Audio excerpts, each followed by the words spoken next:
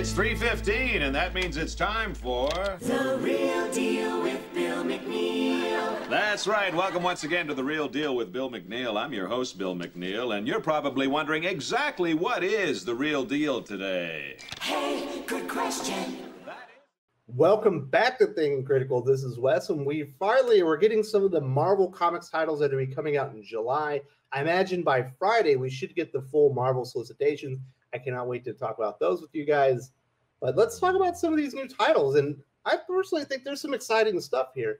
I might not be overwhelmed with excitement for all these, but I certainly think there's some promise here. And I think Marvel maybe is making some good decisions at this point, at least as far as where they're taking some of these ideas. And maybe not everything needs to be an enormous event. Maybe we can just do some crossover stuff with a title or two. I think that's exciting. We got a couple of mini-series that I want to talk about. Well, not one mini-series, and also a special one-shot that I think is exciting. So we're going to be talking about this Last Annihilation. It's not an event. It's a crossover. That's crossover between Guardians of the Galaxy and S.W.O.R.D. Al Ewing obviously is writing both of those. We're also getting a Aliens 35th anniversary celebration one-shot. That's going to be like a direct follow-up to the James Cameron Aliens spectacular movie. So that should be exciting. I got good things to say about that one. Then finally, the series I'm most excited for is this amazing fantasy from Carrie Andrews. This thing's going to be great. I'm super excited for it. I hope you guys are too. And make sure you go and order these. All right, let's get right into it. The first one is this crossover between Guardians of the Galaxy and S.W.O.R.D. It's called The Last Annihilation. Obviously, there was an Annihilation event with Annihilus, a longtime villain character from the Fantastic Four. He's been in the cosmic Marvel realm for quite some time. There was recently Annihilation Scourge. I believe that was in 2019, so I'm a little bit surprised that they're using the name this soon. But I'm just happy it's not an event.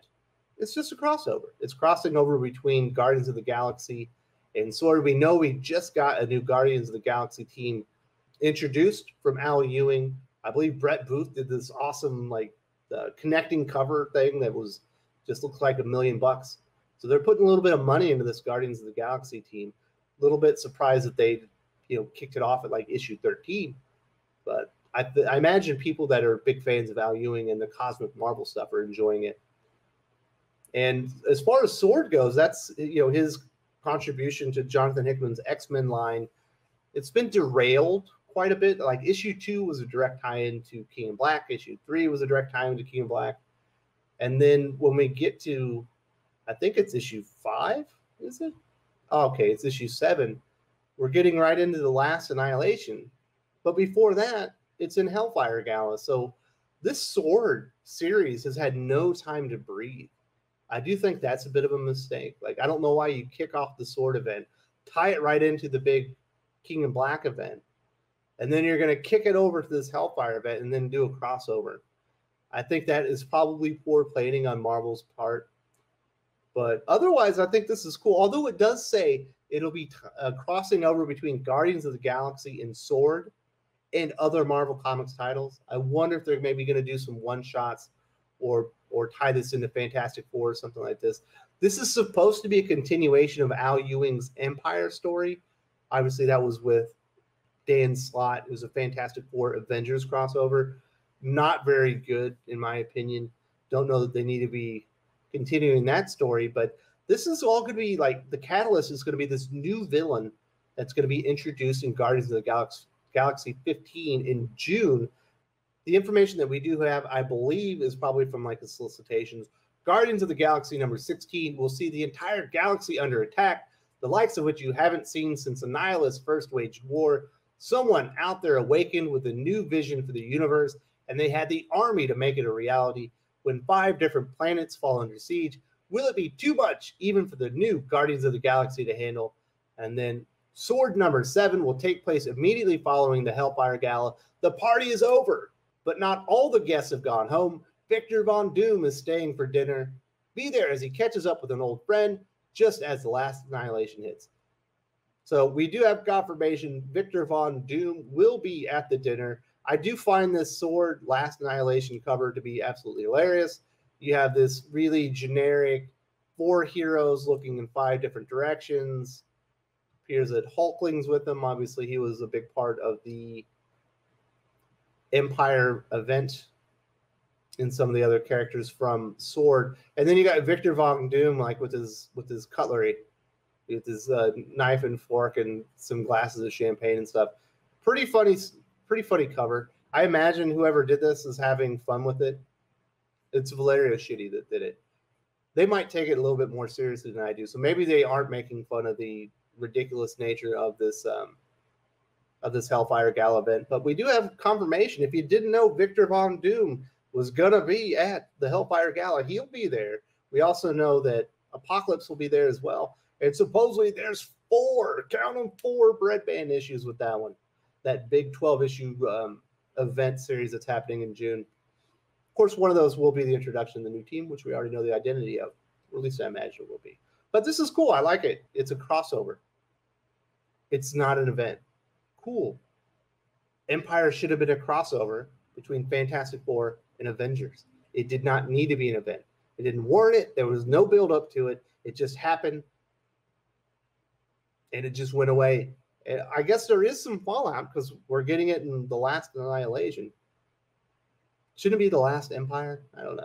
Maybe not. Al Ewing is continuing his Empyre story in Last Annihilation. Although I don't know that I'm extremely excited about it, I am excited that Marvel's changing their stripes and doing something a little bit different that makes a little bit more sense. Next up, we have this Aliens, what's it called? Aliens Aftermath. And this is a 35th anniversary celebration of the movie Aliens from James Cameron. Certainly the zenith of the Alien movie franchise, which Disney now owns, now that Marvel has the rights to the comic books. And I did see some people complaining, like, hey, you know, when you got Conan, you dreamed too big. You had, you know, Conan the Barbarian, Savage Sword of Conan, Belit. There's another one out there, and then Conan's and Savage Avengers, and there was Conan something with the serpent with Saladin. There was too much Conan stuff after they just introduced a character. And I heard some people say, hey, you're doing the Conan thing to Alien. I don't agree with that assessment because it's just a one-shot. It is a double-sized one-shot, and I imagine it's going to be $7. But it's a follow-up to the movie Aliens, which was absolutely spectacular. Obviously, Aliens 3 was a big letdown. And I do want to say this. Maybe this is controversial, but Alien Resurrection is actually pretty damn good for 45 minutes, and then it falls apart. But if you want to see half a good Alien movie, Alien Resurrection is the one for you.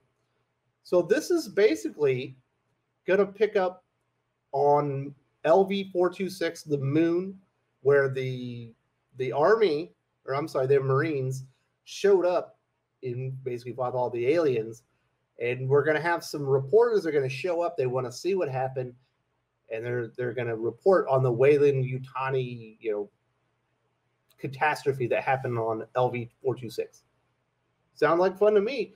But really, the big selling point to me is the writer Ben Percy. I think he's done a really good job on Wolverine. The last issue wasn't so great, but up to that point, it's been excellent.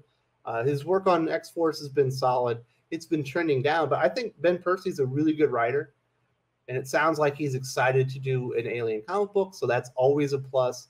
I don't know that Dave Walker, the artist from Iron Fist, Heart of the Dragon, is like the right person for this. That's the most disappointing thing about Marvel bringing in the Alien franchise. Dark Horse had some really, really, really good Alien artists. So I wish they would have brought some of those guys along with the license because they've done such a good job. Now I don't think that all of Dark Horse's stories were great, but there was enough of them that were really good. But the art was always top flight. So I think this is going to be cool. I think it's going to be worth it for the story. I think Ben Percy is probably going to knock this one out of the park. And I'll definitely be reading it. I'm actually pretty excited for this one. They aren't doing the same thing they did with Conan with Alien. They aren't just blowing it out, you know, blowing their wad in the first 3 months. At least they don't appear to be. You know, we're already going to be up to issue 4 or 5 of Alien from Philip Kennedy Johnson. This is the 35th anniversary of the Aliens movie. Now, I do hope we get an Alien Predator Alien versus Predator comic soon, but that's probably off in the future. We know Predator is coming out in September now. That the Marvel Comics Penguin Random House deal is done. I know there's been a lot of speculation that it has to do with like some lawsuit. The original like screenwriters are suing Disney. If Disney didn't make content about stuff they're being sued over, they wouldn't make anything. They're constantly in legal battles. I don't think that has anything to do with the delay on Predator. I think they want a big hit for Penguin Random House when it launches in October, and that's why Predator got delayed, because the Alien launch was so big. It was like 300,000 comics that were actually shipped. I think there was some loot crates involved, stuff like that. But there's been a lot of weird speculation. It all started with a Bleeding Cool article. Have you heard that story before? Now let's get into the thing I'm the most excited about. Now this came out a few days ago, and I wanted to report on it. I wanted to talk about it here on the channel, but where I was having the typhoon, there's some other stuff happening. I got a little bit sick, and I missed a few videos. And we did talk about it on the Comics Aficionados, but I wanted to talk about it here too, because I am really, really excited about this. If you've been following the channel, you know I'm a big fan of Erratic from AWA, and the writer-artist on that is Kerry Andrews. He's worked at Marvel in the past. He's illustrated Spider-Man and some other big characters. He is doing this Amazing Fantasy miniseries. Obviously, Amazing Fantasy is a premier name because it is the comic book that launched Spider-Man in its very final issue. It only lasted 15 issues total, but it certainly has a legacy, and they're bringing it back. And it's going to be a miniseries. I think it's a 5-issue miniseries from Kerry Andrews. It's kind of like Avengers Forever, when you had different Avengers throughout time, like they all teamed up. Or what was the DC Comics when Generations Forged kind of idea, but on a smaller scale, obviously for a 5-issue miniseries. Basically, you're going to get Black Widow from the Red Room. So obviously she hasn't become good yet. She's still working for the Russians. We're going to get Teenage Spider-Man, and then Captain America from World War II. They're going to basically wake up on this island, and they're going to be like fighting. There's this great cover with Captain America like on the back of a griffin. It looks just like badass. I'm really excited. But they also did some preview art that looks amazing. I will run the preview art when I talk about what Kerry Andrews has to say about this. And I think once you hear what he has to say, you're going to want to order this comic book. Go to your comic shop and tell them you want this, because we want more cool stuff from Marvel Comics. They are producing a lot of cool stuff. Tell them you want some more stuff like this Amazing Fantasy. This is what Kerry Andrews had to say. My very first memories of reading anything, even before I could read words, were of holding a Marvel comic in my hands at the age of 4. I had no idea what the characters were saying, but I was enchanted with the story told through the pictures. It is a thrill to return to a new Marvel Limited series, writing and drawing not just my favorite characters, but my favorite versions of those characters. I just had to come up with a plan to put World War II Captain America, Teenage Spidey, and Spy School Black Widow in the same adventure. This is a story that combines not just different Marvel eras, but different art styles to depict them. As a creator, sometimes you want to invent new heroes and villains to expand the universe into different places or ideas, but sometimes there's an even greater power, it's so good, in embracing what has come before.